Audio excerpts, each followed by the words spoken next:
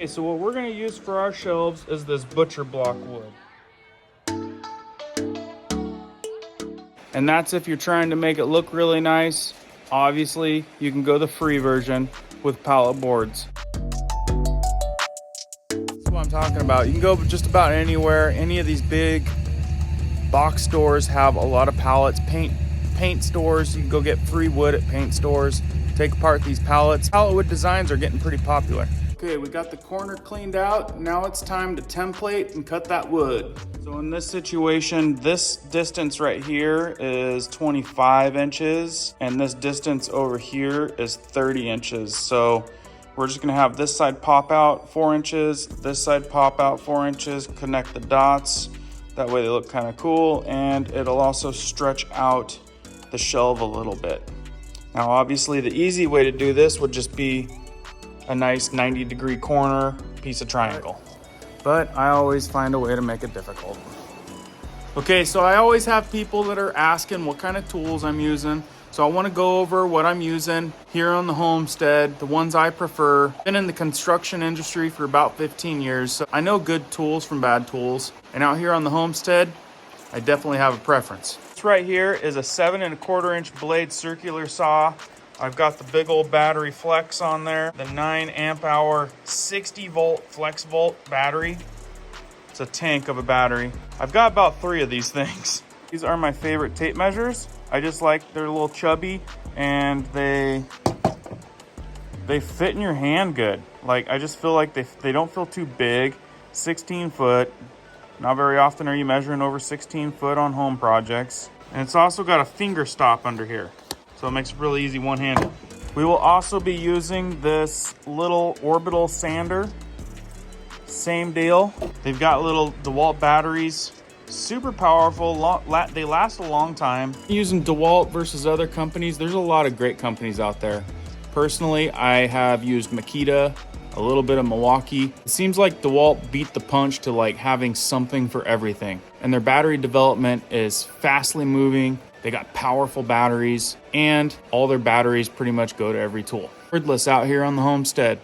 Don't have to run extension cords. That's key. See, I got my butcher block here. I've got all my lines drawn.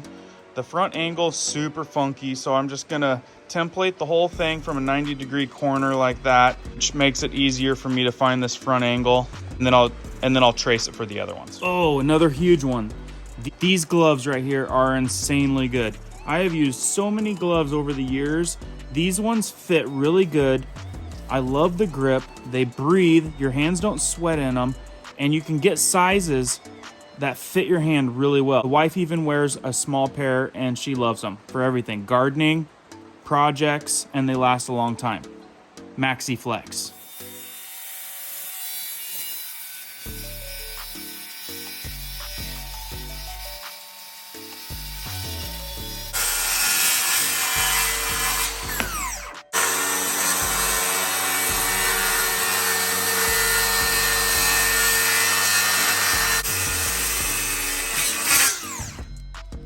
There we go. That's the funky angle of our corner, giving us a 3-inch out on both sides. Let's go dry fit it, make sure she fits before we put a little sand in action on it.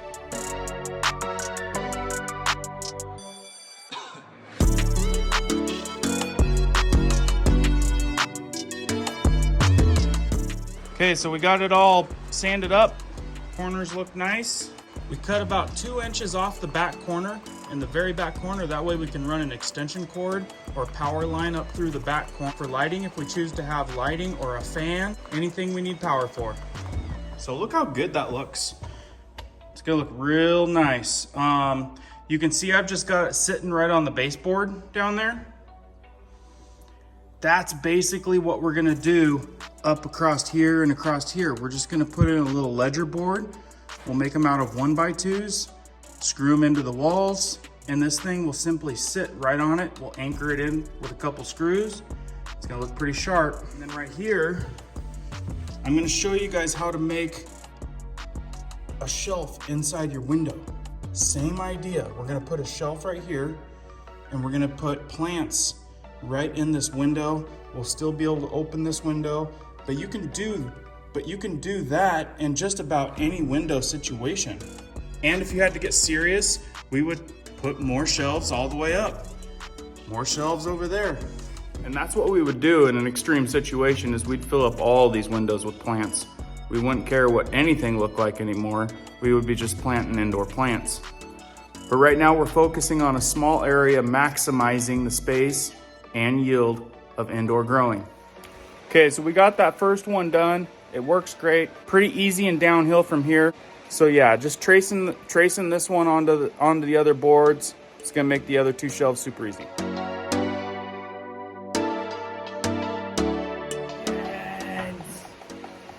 Yes. Okay, we got all 3 shelves cut. So what I'm gonna do is cut these about a 1/2 inch short on the 2 sides, and then I'm gonna throw a little angle on them just to soften the outside edge. Here we go.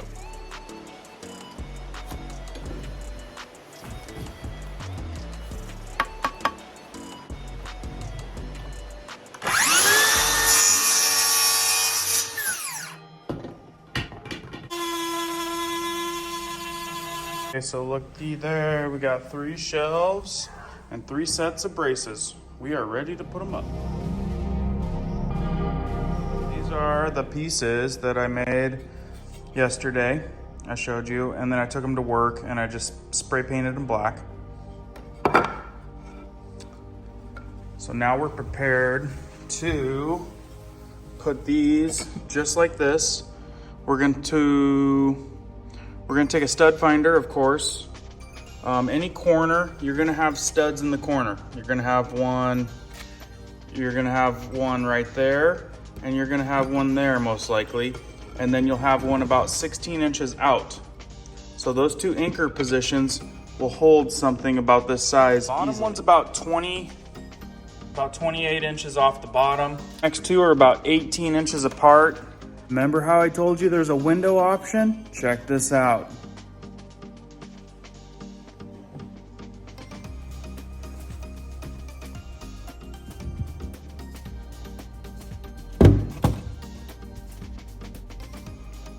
Look how nice that looks. Any window. If you want it to come out a little bit farther, just throw a 45 on it. That extends it from 3 3/4 to 6 inches. Just like that. And it looks good. I mean, how many do you want to make? You could put them all the way up the flipping window. All right, so we're finally putting up these little ledger boards. All you need is to have one go across the back, across the other side. The board or the wood will sit right on top of it. It's good to have your hearing protection. These are not my new ones. Show everyone your new ones. Take them. Show everybody your new ones. Wow. Okay. Look at them. Yep, Dad's old ones and your new ones. Okay.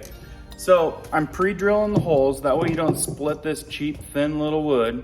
Really important. If you're using pallet boards, you're gonna wanna pre-drill your holes. That way it doesn't split on you. Then I use my impact drill for sending the screws in. Got just some of these wood screws.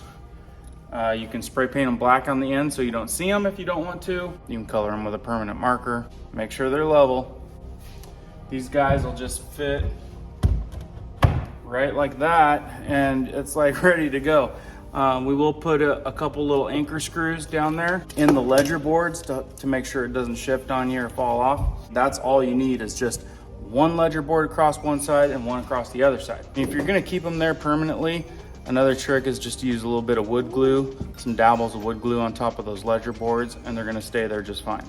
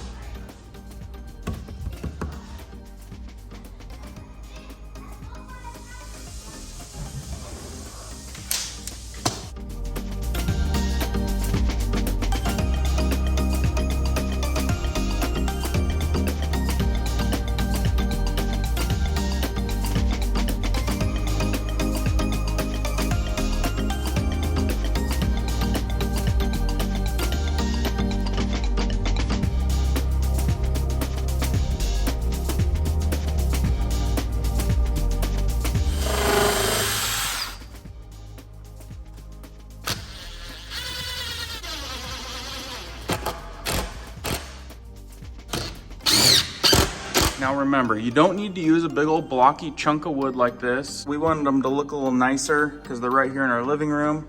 Not necessary. You can do the same system, ripping these down off of a pallet board and then running pallet boards across to give you that corner. And that wouldn't cost you hardly a dime. Okay, so that's kind of the area that we found. That's kind of the fabricated shelves we made and our progress on that. Let's go into some of these container units that we found and a few different options there.